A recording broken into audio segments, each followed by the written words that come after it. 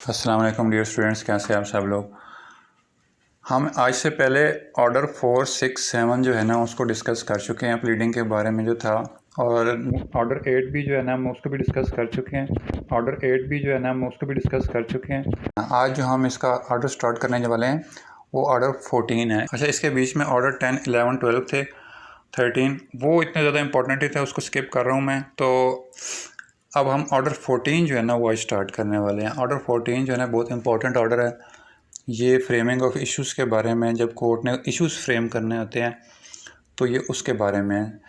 तो ये स्टार्ट करते हैं। इसमें जो है इश्यूज़ को आपको सबसे पहले पता होना चाहिए इश्यूज़ होते क्या हैं। अब एक पार्टी जो है एलिज्ड बाय का one party and denied by other party as called issues, ठीक है, ये इश्यूज़ होते हैं। अब इसका रूल 1 कह रहा है कि issues arise when material proposition of fact और law is affirmed by one party and denied by other. ठीक है, एक पार्टी जो है वो एलिज कर रही है, दूसरी पार्टी डिनाई कर रही है। सपोज़ जैसे कि एक पार्टी ने केस लाया कि इसने मेरे इतने पैसे देने हैं, 5 लाख रुपया देना है, तो ये दूसरी पार्टी पे एलिज कर रहा है और दूसरी पार्टी कहती है जी मैंने तो इसका पैसे देना ही नहीं है, या अगर देना है तो 1 लाख या 50,000 देना है। तो ये जो है ना ये फ्रेम हो गया इशू, ये इशू है, दोनों के दरमियान कॉन्फ्लिक्ट आ गया है। एक कह रहा है इतने पैसे देने हैं, दूसरे कह रहे हैं इतने देने हैं। तो ये जो है ना इसको इशू कहेंगे, कॉन्फ्लिक्ट जिसमें आ जाएगा। आगे फिर मटेरियल प्रोपोजिशन 2 कह रहा है, रूल 2 कह रहा है मटेरियल प्रोपोजिशन और डोर प्रोपोजिशन ऑफ लॉ और fact which a plaintiff must allege in order to show a right. जिसमें प्लेंटिफ जो है ना वो अपना राइट शो करने के लिए जो है ना वो एलिज करता है और डिफेंडेंट जो है ना वो उसको कॉन्स्टिट्यूट डिफेंस में लेता है। उस दूसरी जो है ना जो अपने डिफेंस में कहता है कि मैंने इतने पैसे देने हैं, वो डिफेंस में ज़ाहिर बात है वो कहेगा कि मैंने 5 लाख रुपए नहीं देने, मैंने जो है 2.5 लाख रुपए देने हैं या 1 लाख रुपए देने हैं, जितने भी देने हैं। तो ये सारे जो है ना वो अपने डिफेंस में कह रहा है। तो ये इसका रूल 2 ये कह रहा है। अब आगे रूल 3 कहता है कि each material proposition affirmed by one party denied by other shall be form of subject of distant issues. अब डिफरेंट इश्यूज़ ही होंगे, उसके बेस पे होता है। अब इश्यूज़ की कितनी काइंड होती हैं, इश्यूज़ ऑफ फैक्ट होता है और इश्यूज़ ऑफ लॉ होता है। इश्यूज़ ऑफ फैक्ट क्या होता है कि कोई एक कॉन्ट्रैक्ट जो एक बंदा कह रहा है, एक प्लेंटिफ जो है ना वो ये कह रहा है कि इसने वाकई में, मैंने प्लेंटिफ कहता है कि ना 5 लाख देने हैं, डिफेंडेंट कहता है जी 50,000 देने हैं। अब कोर्ट पहले देखेगी वाकई का कोई कॉन्ट्रैक्ट हुआ भी है कि नहीं। जो एक पार्टी की एक प्लेंटिफ कह रहा है जी मैं इतने पैसे देने हैं, कॉन्ट्रैक्ट ही नहीं हुआ वो तो खाम में वो पैसे देने हैं। तो पहले सबसे पहले जो है ना वो इशू देखेगी, issues of fact. Issues of fact ये होते हैं और इश्यूज़ ऑफ लॉ होते हैं कि इस पर सपोज जो है ना इश्यूज़ ऑफ लॉ का जो है ना वो, और मैं देता हूँ इसमें एग्जांपल देता हूँ कि अब ऊपर हम कॉन्ट्रैक्ट का ही जिक्र कर रहे हैं तो इसमें हम लिमिटेशन पीरियड का जो है ना वो जिक्र कर सकते हैं कि जो है ना इसमें लिमिटेशन पीरियड जो है, अब इसमें कि इसका लिमिटेशन पीरियड जो है ना वो है कि गुजर गया है। ठीक है, अब इसमें ये लॉ में ये देखा जाएगा। लेकिन अब सबसे पहले जो है ना इश्यूज़ ऑफ लॉ डिसाइड होगा, उसके बाद जो है ना इश्यूज़ ऑफ फैक्ट जो है ना वो डिसाइड होगा। सबसे पहले इशू ऑफ लॉ डिसाइड होगा। कोर्ट देखेगी पहले कि कॉन्ट्रैक्ट हुआ भी है कि नहीं है, तो फैक्ट पहले देख लेगी तो उसका तो फ़ायदा कोई नहीं होना, इसीलिए सबसे पहले कोर्ट इश्यूज़ ऑफ लॉ को देखेगी। ठीक है, अब ये 2 काइंड्स समझ आ गई आपको। तो ये issues of law and fact हो गया। अब उसके बाद रूल 5 इसका क्या कह रहा है कि at the first hearing of the suit the court shall after reading the plaint and written statement if any and after such examination of parties as may appear necessary ascertain upon the material proposition of fact or law parties variance and shall frame the record or issues on which the right decision of the case appear and depend। अब court क्या करेगी, first hearing जब होगी plaint देखेगी, written statement देखेगी उन दोनों को, उसके बाद एग्जामिनेशन ऑफ पार्टीज़ करेगी, पार्टीज़ के बयान होंगे, उसके बाद प्रेपोजिशन आएंगे, उनके रिकॉर्ड किए जाएंगे, फ्रेम एंड रिकॉर्ड किए जाएंगे, उनके इश्यूज़ कॉन्फ्लिक्ट्स को रिकॉर्ड किया जाएगा। ये सारा फर्स्ट हियरिंग के बाद होता है। अब उसके बाद प्रोसीजर आता है कि इशू फ्रेम कैसे किया जाता है। अब जब देखेगी कोर्ट इन सारों में ये जो है ना प्रॉब्लम्स आ रही हैं, ये जो कॉन्फ्लिक्ट आ रहा है, उन सारों को क्वेश्चन बनाएगी कि वेदर ये कॉन्ट्रैक्ट हुआ, इसमें ये हुआ। अच्छा, उसके बाद जो है ना जितने भी कोर्ट ने जो प्लेंटिफ ने प्रूफ करनी होंगी चीज़ें, उसके आगे लिखा होगा OPP, onus to proof on plaintiff, कि ये प्लेंटिफ ने प्रूफ करना है। और जिसके आगे लिखा होगा जिन क्वेश्चंस के आगे लिखा होगा OPD, तो वो onus to proof on defendant, वो डिफेंडेंट ने प्रूफ करनी होती हैं चीज़ें, ठीक है। ये सारे जो क्वेश्चन बन जाते हैं तो उसके आगे ही फिर कोड लिख देती है OPD कि ये उसने प्रूफ करना है, ये डिफेंडेंट ने प्रूफ करना है। अब छठा क्या कह रहा है? छठा ये कह रहा है कि nothing in this rule require the court to frame and record issues where the plaintiff at the first hearing of the suit makes no defence. अगर वो अपना कोई डिफेंस लेता ही नहीं है और वो आके सारी चीज़ें मान लेता है, हाँ जी मैंने इसके 5 लाख रुपए देने हैं, तो फिर कोई कोर्ट को ज़रूरत ही नहीं पड़ेगी कोई इशू फ्रेम करने की, फिर ज़रूरत नहीं है। 6 रूल ये कह रहा है, ठीक है। अब उसके बाद है इसका 2 है, सबसेक्शन 2 है, वो कहता है कि इश्यूज़ ऑफ फैक्ट और इश्यूज़ ऑफ लॉ। ये मैंने आपको बता दिया कि इश्यूज़ ऑफ फैक्ट और क्या होते हैं और इश्यूज़ ऑफ लॉ क्या होते हैं। अब इश्यूज़ सबसे पहले जो है ना, इश्यूज़ ऑफ लॉ जो होगा ना वो डिसाइड होगा, फिर जो है ना फैक्ट डिसाइड होगा।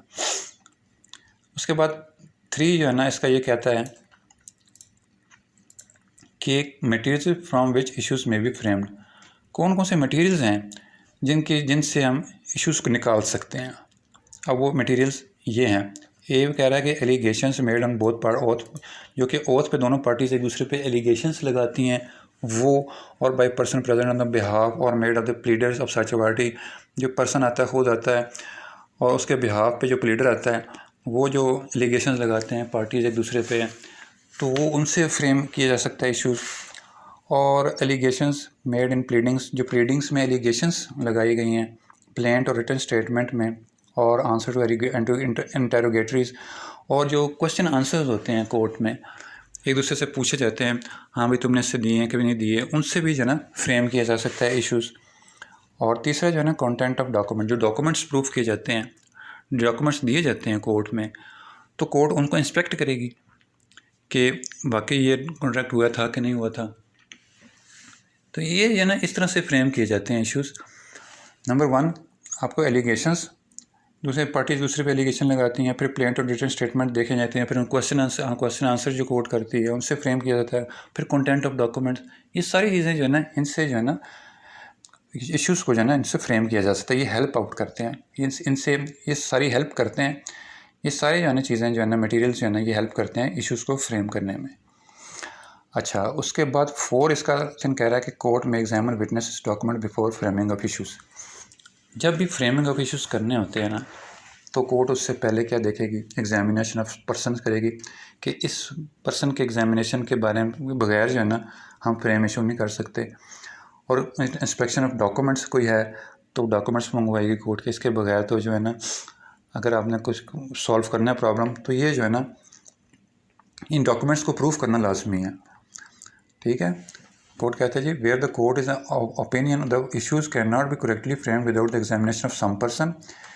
किसी पर्सन के बगैर जो है ना कोई ज़रूरी पर्सन है उसके वो अगर आ सकता है इसमें तो वो भी हो सकता है, जैसे गवाह वगैरह हो गया। तो नॉट बिफोर कोर्ट और before the inspection of some document, अगर कोई डॉक्यूमेंट चाहिए प्रोड्यूस उसको करे। तो ये सारी चीज़ें जो है ना इसमें ये अगर चाहे compel the attendance of the person और प्रोडक्शन ऑफ डॉक्यूमेंट, तो कंपेल करेगी अटेंडेंस ऑफ पर्सन को और प्रोडक्शन ऑफ डॉक्यूमेंट को by whose in possession of power to summon to process, ठीक है। डॉक्यूमेंट्स को बुलाएगी, डॉक्यूमेंट्स को प्रोड्यूस करने के कहेगी और उस पर्सन को कंपेल करने के कहेगी कि इनको डॉक्यूमेंट्स को लाओ या इस पर्सन को लाओ, ताकि उसको हेल्प मिल सके कि हम इश्यूज़ को फ्रेम कर सकें। तो कोर्ट में एग्जामिन विटनेस और document before framing of issues. अब उसके बाद 5 कह रहा है power to amend and strike of issues. अब एक कुछ इश्यूज़ बना कोर्ट ने कर दिए हैं, फ्रेम कर दिए हैं, तो क्या उसको अमेंड भी किया जा सकता है? तो जी हाँ, उसको अमेंड किया जा सकता है, उसको स्ट्राइक आउट भी किया जा सकता है।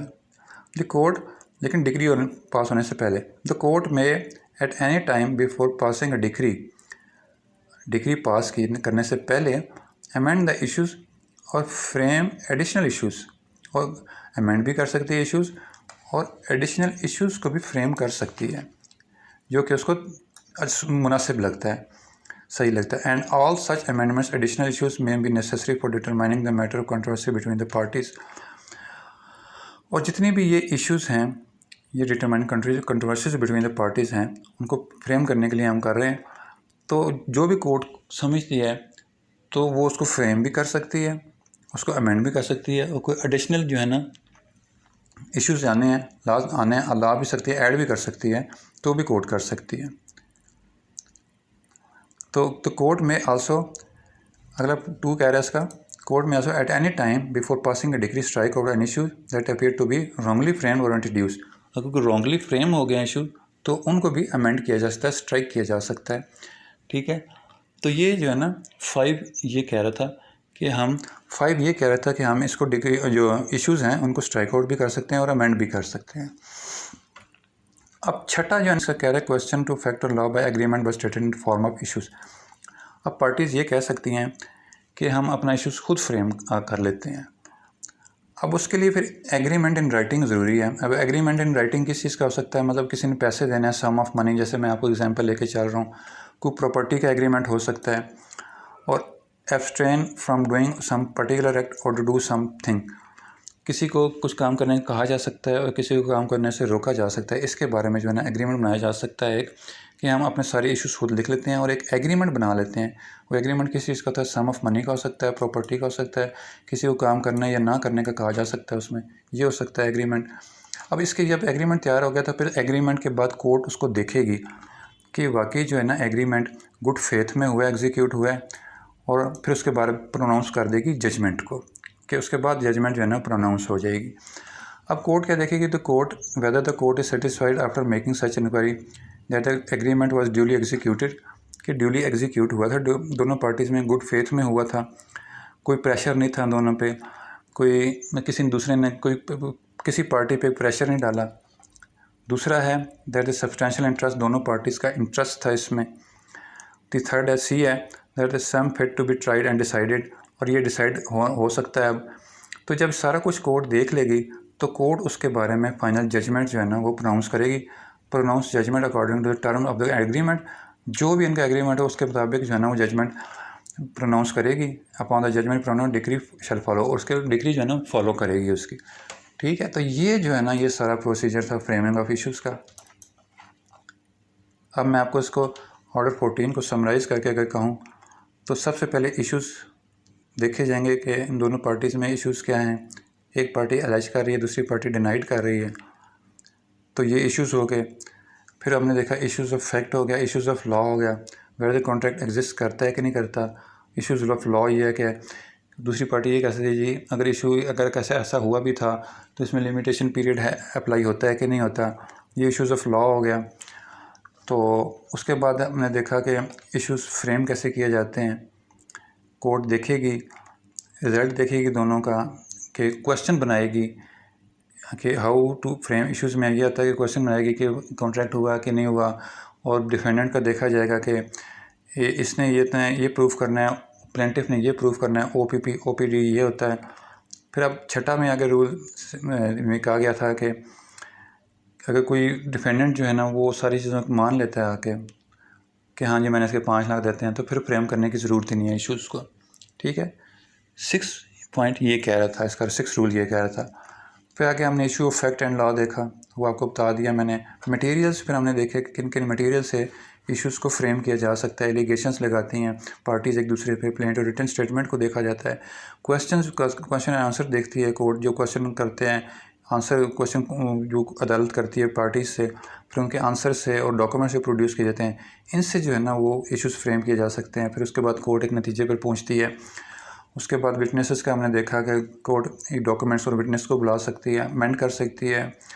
अगर कोई जो है ना खुद ही करना चाहे क्वेश्चन ऑफ लॉ, उसको कोई खुद ही अगर करना चाहे, कोई अपना फ्रेम करना चाहे इश्यूज़ को, तो कोर्ट उसको फिर कहती है आप अपना इश्यूज़ कर लें फ्रेम को। और राइटिंग में हो सकता है सम ऑफ मनी, प्रॉपर्टी और डूइंग समथिंग के, और एब्सटेन से हो सकता है और ये हो सकता है कि किसी को कहें जी कोई काम करने या ना करने का कहा गया, और फिर कोर्ट देखेगी, एग्जामिन करेगी कि वाकई एग्रीमेंट जो ड्यूली एग्जीक्यूट हुआ कि नहीं हुआ, किसी पे कोई जबर इकरार तो नहीं था और सब्सटेंशियल इंटरेस्ट था। तो फिर उसके बाद जो है ना डिग्री, एक फाइनल डिग्री जो है ना, फाइनल जजमेंट जो है ना कोर्ट प्रोड्यूस कर देगी, अनाउंस कर देगी। उसके बाद जो है ना फाइनल डिग्री प्रोनाउंस करेगी कोर्ट, तो डिग्री फॉलो होगी। तो ये सारा जो है ना प्रोसीजर था फ्रेमिंग ऑफ इश्यूज़ का। तो उम्मीद है आप लोगों की समझ आ गया होगा फ्रेमिंग ऑफ इश्यूज़ किस तरह किए जाते हैं, फ्रेम किस तरह किए जाते हैं इश्यूज़ को। तो मिलते हैं इंशाल्लाह नेक्स्ट लेक्चर में, तब तक के लिए अल्लाह हाफ़िज़।